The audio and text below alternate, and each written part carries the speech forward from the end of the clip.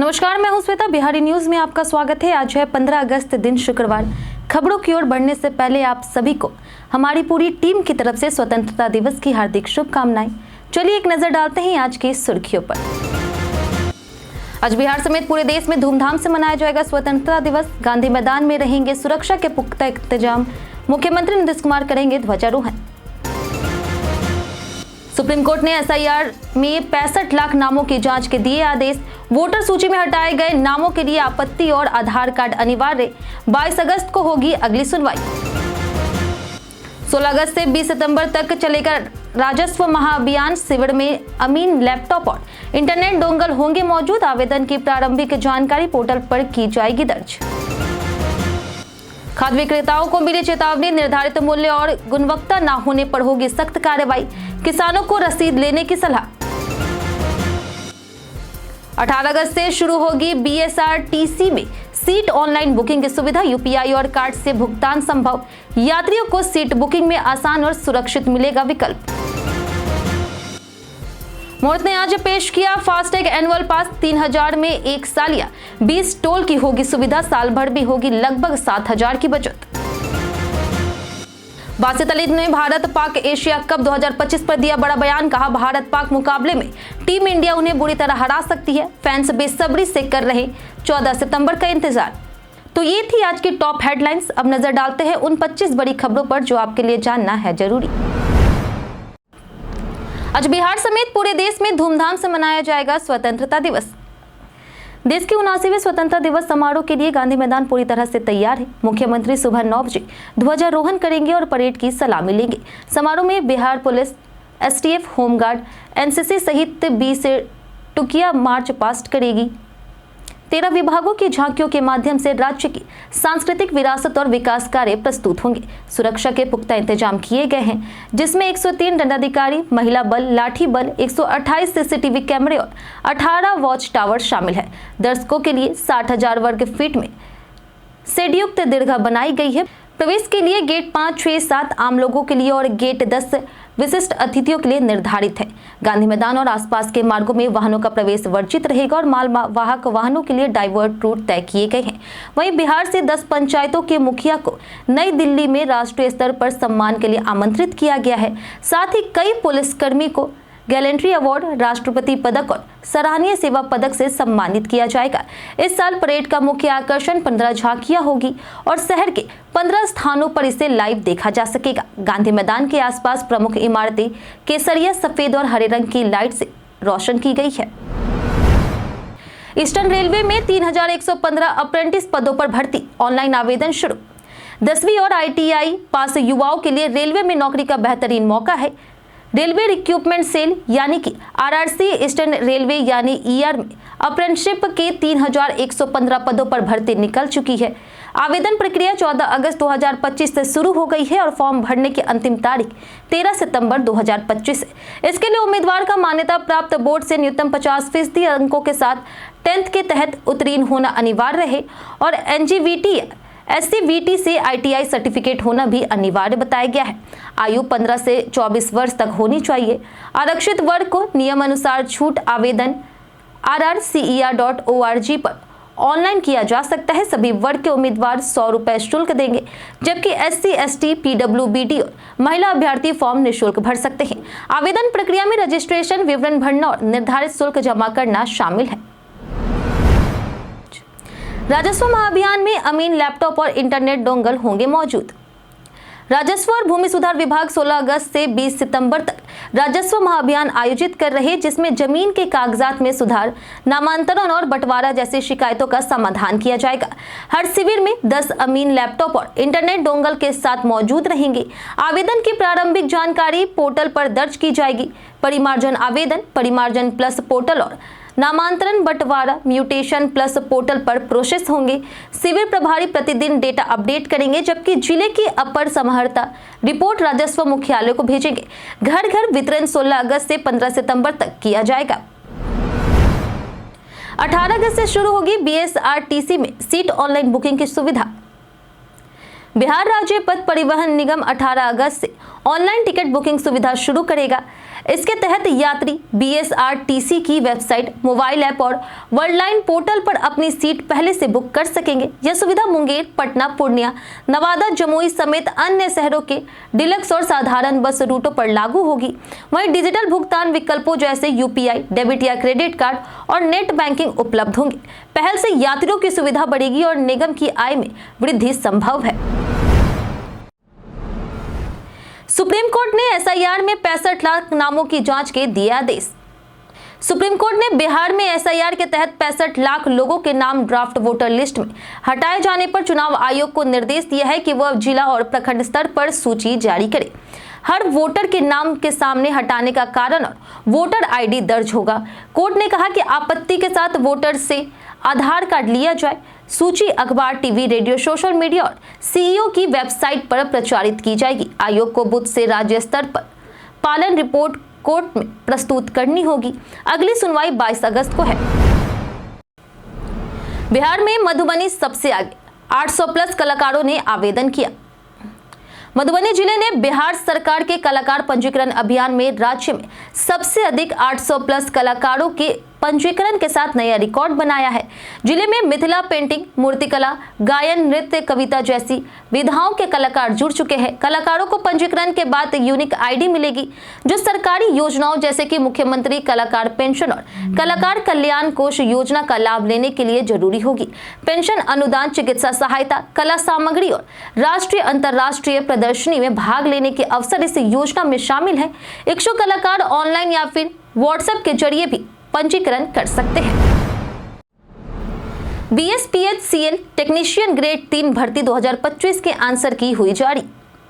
Bihar state power company limited ने 14 अगस्त 2025 को technician grade 3 भर्ती परीक्षा 2025 की आंसर की जारी कर दी है।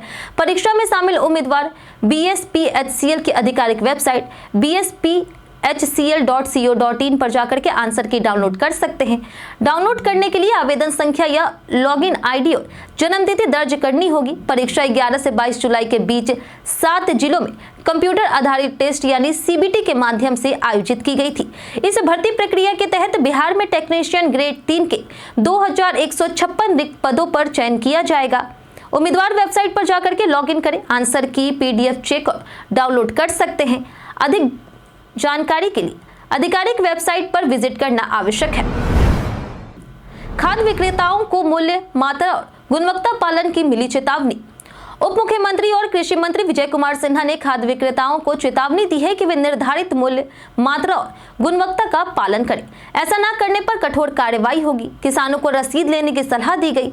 सारण जिले के तरैया पोखरेरा बाजार के कुशवाहा खाद बीज भंडार का लाइसेंस शिकायत मिलने पर रद्द किया गया। शिकायत सही पाए जाने पर कार्रवाई हुई। किसान अधिक मूल्य या गुणवत्ता में गड़बड़ी पाए तो जिला कृषि कार्यालय हेल्पलाइन 0612223355 या WhatsApp 7766085888 पर सूचित करें। पुराने फोन बेचने से पहले यह सुरक्षा कदम जरूर अपनाएं।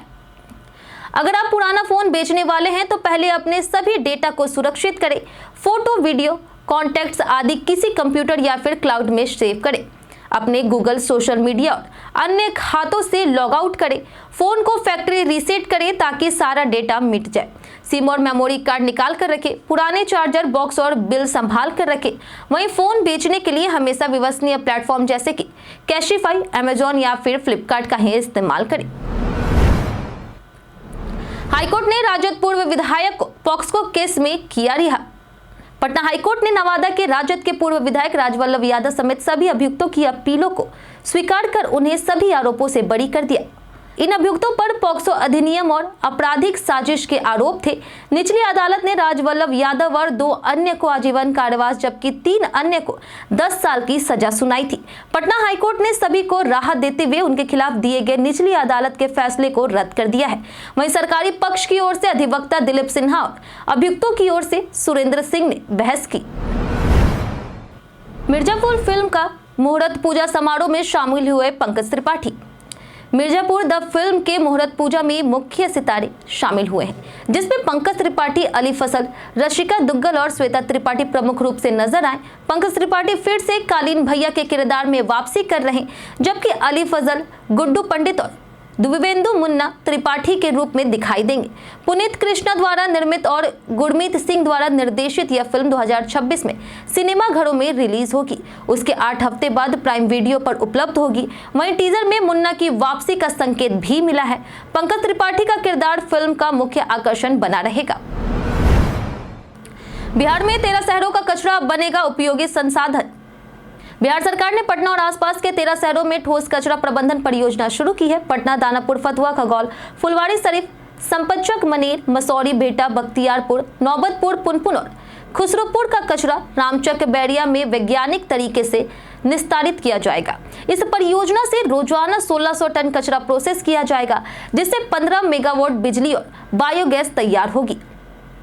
कचरे से खाद भी बनेगा जो खेतों में उपयोगी होगा। इससे सड़कों और गलियों की सफाई होगी, दुर्गंध कम होगी और शहरों की स्वच्छता रैंकिंग में सुधार आएगा। VGF फंडिंग के जरिए 154.38 करोड़ रुपए भी मंजूर किए गए हैं। आज से शुरू फास्टैग एनुअल पास, साल भर में होगी 7,000 की बचत।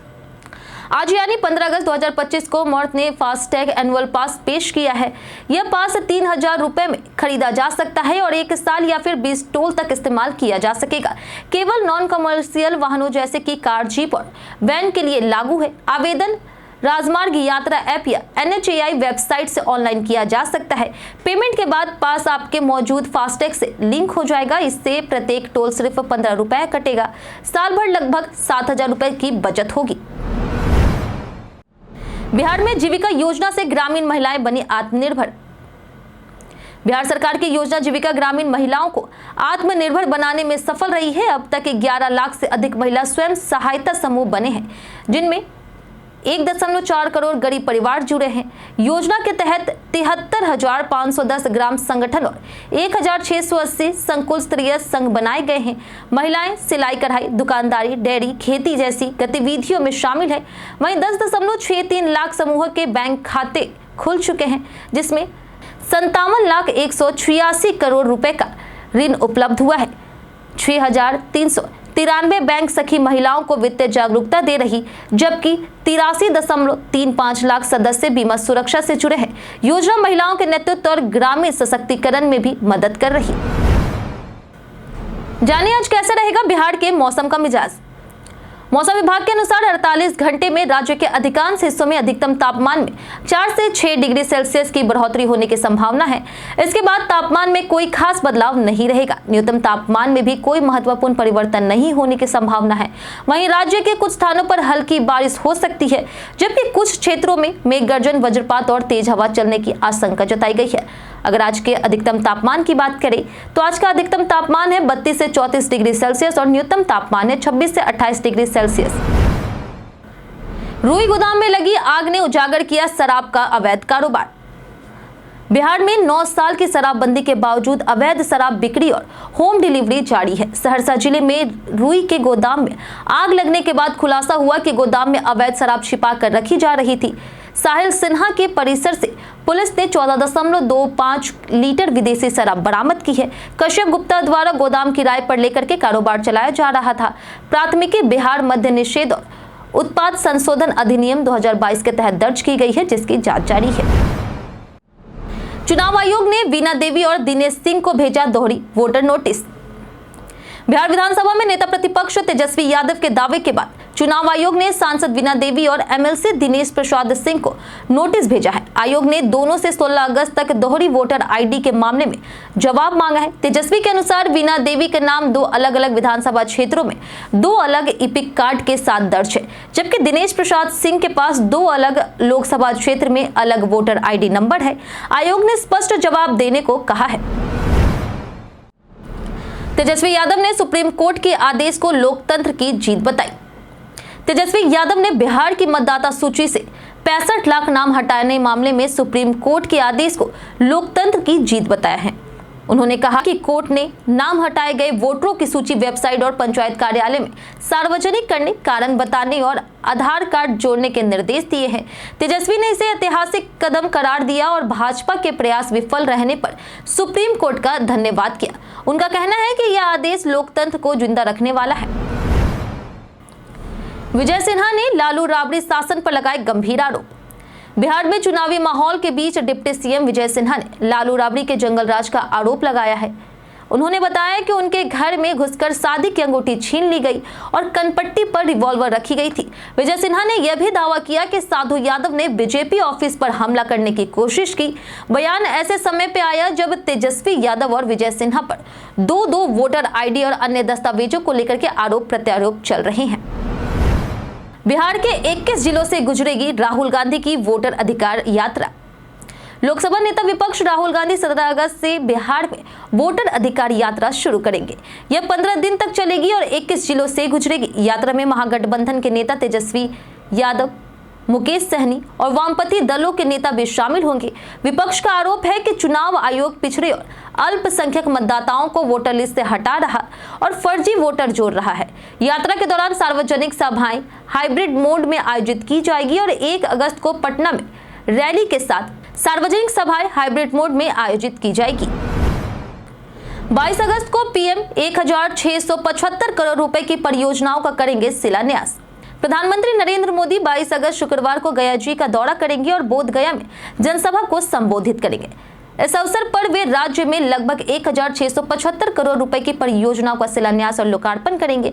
मंत्री संतोष सुमन ने बताया कि कार्यक्रम में गया जी के विकास को गति मिलेगी। मगध विश्वविद्यालय परिसर में आयोजित जनसभा के लिए 2.5 लाख लोगों की बैठने की व्यवस्था है और 80 गुना 40 फीट का भव्य मंच तैयार किया जा रहा, जबकि बीजेपी का दावा है कि रैली में 3 लाख लोग शामिल होंगे। बासित अली की भारत पाक एशिया कप 2025 पर दिया बड़ा बयान। पाकिस्तान के पूर्व खिलाड़ी बासित अली ने एशिया कप 2025 में भारत पाकिस्तान मुकाबले को लेकर के बड़ा बयान दिया है। उन्होंने कहा कि वे दुआ कर रहे हैं कि टीम इंडिया पाकिस्तान के खिलाफ मैच ना खेले, अन्यथा भारत टीम उन्हें बुरी तरह से हराएगी। हाल ही में पाकिस्तान ने वेस्टइंडीज के खिलाफ वनडे सीरीज में खराब प्रदर्शन किया था। बासित अली ने यह भी कहा कि अफगानिस्तान से हार का असर कम होगा, लेकिन भारत से हारने पर देश में सब पागल हो जाएंगे। आपको बता दें कि एशिया कप 2025 में भारत और पाकिस्तान के बीच 14 सितंबर को मैच खेला जाएगा। तमाम फैंस इस मुकाबले का बेसब्री से इंतजार कर रहे हैं। कई कारणों से दर्ज है भारत के इतिहास में आज का दिन। आज के दिन 1947 में भारत को अंग्रेजों से स्वतंत्रता प्राप्त हुई और तभी से इस दिन को स्वतंत्रता दिवस के रूप में मनाया जाता है। 1854 में ईस्ट इंडिया रेलवे ने कलकत्ता से हुगली के बीच 37 किलोमीटर की दूरी में पहली यात्री ट्रेन चलाई थी। हालांकि इसका आधिकारिक तौर पर उद्घाटन 1885 में किया गया था। वहीं 1990 में जमीन से हवा में मार करने वाली मिसाइल आकाश का सफलतापूर्वक लॉन्च किया गया था। 1907 में इंडियन बैंक स्वदेशी आंदोलन के अंश के रूप में 15 अगस्त को इसकी स्थापना हुई। पंडित जवाहरलाल नेहरू ने आजाद भारत के पहले प्रधानमंत्री के रूप में आज ही के दिन शपथ ली। रक्षा वीरता पुरस्कार, परमवीर चक्र, महावीर चक्र और वीर चक्र स्थापित किया गया। 2008 में स्वतंत्रता दिवस के मौके पर राष्ट्रपति प्रतिभा पाटिल ने संसद भवन परिसर में स्वतंत्रता सेनानी शहीद भगत सिंह की प्रतिमा का अनावरण किया। 4 अक्टूबर से चेक क्लियरिंग होगी तेज और डिजिटल। भारतीय रिजर्व बैंक 4 अक्टूबर 2025 से चेक जमा करने की प्रक्रिया तेज करने जा रही। नए सिस्टम के तहत चेक ट्रंकेशन सिस्टम यानी कि CTS के जरिए चेक को स्कैन कर डिजिटल कॉपी बैंक को भेजा जाएगा, जिससे पैसे कुछ ही घंटों में खाते में पहुंचेंगे। पहला फेज 4 अक्टूबर से 3 जनवरी 2026 तक लागू होगा, जिसमें बैंक को शाम 7 बजे तक चेक की कंफर्मेशन करनी होगी। दूसरा फेज 3 जनवरी 2026 से लागू होगा, जिसमें कंफर्मेशन 3 घंटे में होगी और पैसे 1 घंटे के अंदर खाते में जमा होंगे। प्रधानमंत्री फ्री स्कूटी योजना की जाने सच्चाई। हाल ही में सोशल मीडिया पर एक लेख में दावा किया जा रहा है कि सरकार प्रधानमंत्री फ्री स्कूटी योजना के तहत छात्राओं को कॉलेज जाने के लिए मुफ्त स्कूटी दे रही। इस दावे को लेकर के PIB ने अपने आधिकारिक twitter account @PIB fact check में स्पष्ट किया कि यह पूरी तरह फर्जी है। केंद्र सरकार ने ऐसी कोई योजना नहीं चलाई है।